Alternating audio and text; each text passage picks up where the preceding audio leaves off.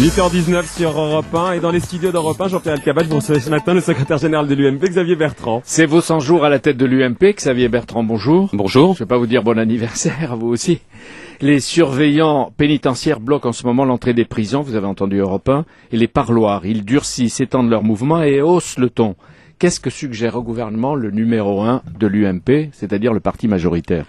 Je suggère déjà aux uns et aux autres de pouvoir se mettre d'accord aujourd'hui. Rachida Dati a transmis des propositions hier, elle a précisé un certain nombre de choses. Jugées insuffisantes ? Mais il faut savoir qu'aujourd'hui, c'est à l'ensemble des personnels de se prononcer. Hier, il y a eu une rencontre avec les organisations syndicales. Il ne faut pas oublier, c'est vrai, que c'est un métier qui n'est pas facile. Nous sommes dans une situation, elle, qui est difficile aujourd'hui. Et puis, il y a des images que je n'ai pas envie de voir. Les images, justement, de ces gardiens de prison qui s'affrontent avec les forces de l'ordre. Il ne faut pas oublier non plus... Il faut discuter ou il faut de la fermeté. Et puis, qui ne sait pas négocier ? Les gardiens de prison ou le ministère de la Justice ? Je pense que si les uns et les autres se sont vus et s'ils se revoient aujourd'hui, c'est qu'ils ont envie de discuter et de trouver des solutions. N'oublions pas non plus que des efforts importants ont été faits, qu'il y a une loi pénitentiaire qui est passée en première lecture et qu'il faut maintenant qu'elle soit adoptée très rapidement, qu'il y ait un calendrier précis et que chacun voit bien que cette situation est gérée avec le plus grand sérieux. Il y a des créations de postes. Ça fait des ordres, hein. Et c'est surtout qu'on a pris du retard pendant des années, gauche et droite confondues. Parce que cette année notamment, je crois qu'il doit y avoir à peu près plus de 4000 places qui sont créées, près de 1400 postes, c'est du concret. Je crois que les organisations veulent avoir des engagements sur le calendrier et je sais que Rachida Dati est tout à fait prête à apporter ses éclaircissements. Pourquoi ne pas faire appel à l'homme en charge du social, le ministre des Affaires sociales ?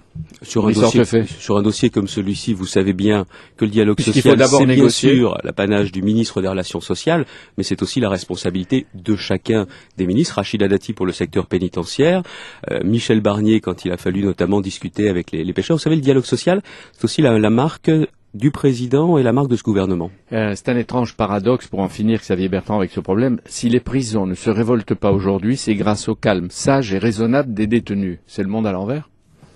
Écoutez, je vous l'ai dit, vous savez bien qu'il y a aujourd'hui une surpopulation carcérale, parce qu'on a ça depuis des années, et c'est à chaque fois d'ailleurs, ça s'est aggravé. Quand la droite était au pouvoir, notamment en 86, que des nouveaux programmes de construction ont été faits. N'oublions pas non plus les choses, je le dis et je l'assume, c'est qu'il y a aujourd'hui davantage de personnes qui sont dans les prisons, parce que nous avons aussi une politique pénale qui ne laisse plus passer les multirécidivistes à côté de la justice. Pendant des années, les multirécidivistes, avec ce qui les attendait le plus souvent, c'était le sursis. C'est fini.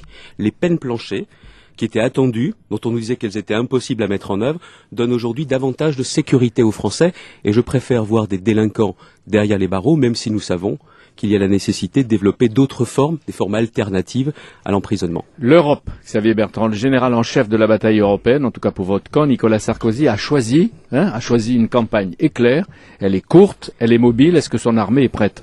Parce qu'apparemment, vous avez nommé les têtes de liste, mais les listes n'arrivent pas. Les listes n'arrivent pas. Je vais vous faire une confidence. Demain à midi, le bureau politique du mouvement populaire va valider l'ensemble des listes.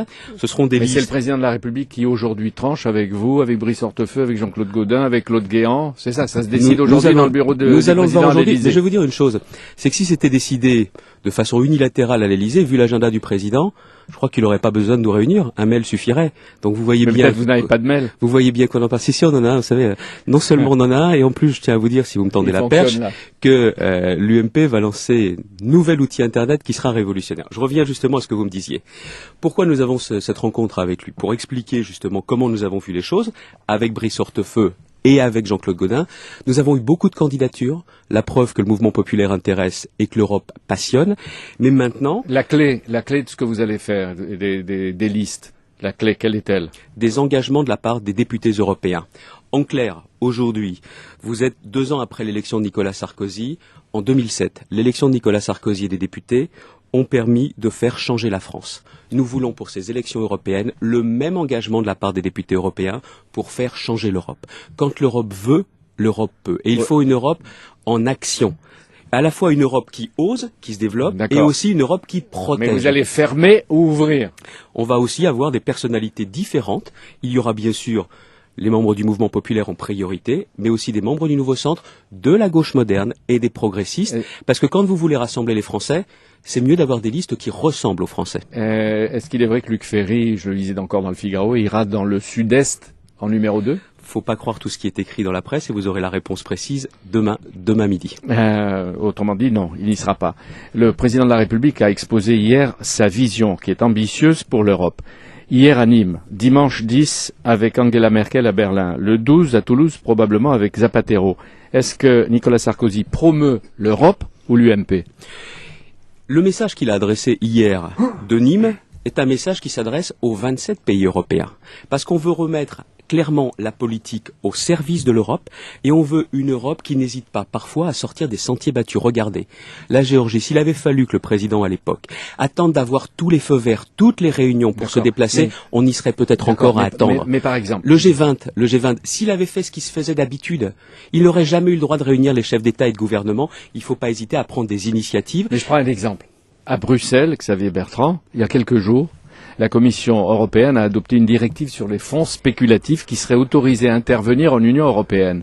Et le G20, c'est pas parvenu à Bruxelles? Ce projet de directive est hallucinant. C'est M. McGreevy, qui est commissaire européen, qui a préparé ce travail. C'est à croire que, visiblement, il regarde pas la télé, il écoute pas la radio, il lit pas les journaux. Parce que cette directive dit clairement que des fonds spéculatifs à partir de paradis fiscaux pourraient venir en Europe. Le G20 a dit le contraire, alors on va faire le contraire. Et on va faire ce que le G20 a décidé. Si cette directive va jusqu'au bout, et je le dis au commissaire, ça sert à rien de continuer à travailler parce que les parlementaires européens, les députés du mouvement populaire ne voteront jamais un tel projet de directive. Ça montre bien que le politique, ça compte, et que si les technocrates n'ont pas compris que les choses avaient changé et devaient changer, les politiques vont le rappeler, tout simplement. L'Europe, quand elle veut, elle peut. Apparemment, là, elle veut pas. Ou elle comprend pas. Les technocrates n'ont peut-être pas compris et ne veulent pas. Nous, on va pouvoir empêcher l'application d'une telle directive. Mais ce qui était important hier aussi, c'est que ça a permis aussi d'en finir avec l'idée que les intérêts de la France et les intérêts de l'Europe ne seraient pas les mêmes. La construction européenne, ça ne se fait pas aux dépens de la France. Au contraire. Mais il faut à la fois un vrai volontarisme, un véritable engagement pour permettre de sortir plus vite de la crise et aussi pour pouvoir construire un nouveau modèle de croissance européen. C'est normal. Et la présidence française a montré que c'était possible. C'est normal que vous le disiez, vous êtes le numéro 1 et je le pense, de l'UMP. Et je me battrai pour ça dans cette campagne avec Michel Barnier. Vous le dites. Mais il devient la cible de tous les opposants à la politique de l'Élysée-Matignon. De Cohn-Bendit à Besançon, en passant par François Bayrou et le Parti Socialiste, qui veut le sanctionner. Un vote sanction. Ça fait court comme programme, de leur part. Parce que vous savez, nous on est prêts à parler de l'Europe, on a des propositions sur cette Europe qui entreprend, sur cette Europe qui protège, et les autres n'ont qu'un seul mot à la bouche, 7 juin, anti-Sarkozy. Ça fait court comme projet, mais je crois que le sujet, vous avez parlé des uns et des autres, n'est peut-être même pas de savoir qui est l'opposant numéro 1, mais je crois qu'il y a une course pour savoir qui sera le conservateur numéro 1. François Bayrou, lui, aujourd'hui, il y a des candidats. Il est conservateur par nature, et vous avez un parti socialiste qui est conservateur par son fonctionnement. Et voilà, aujourd'hui, ils sont à savoir qui est conservateur, alors qu'on a besoin de mouvement, on a besoin de changement. Pour le 7 juin, quel est votre objectif, le score et la perspective? Le plus de députés européens possible qui s'engagent, comme l'a fait le président de la République, pendant la présidence française de l'Union européenne. Quel est le budget de la campagne européenne de l'UMP? Alors là, vous me posez une colle, la preuve que je n'ai pas réponse à tout, Jean-Pierre Elkabbach.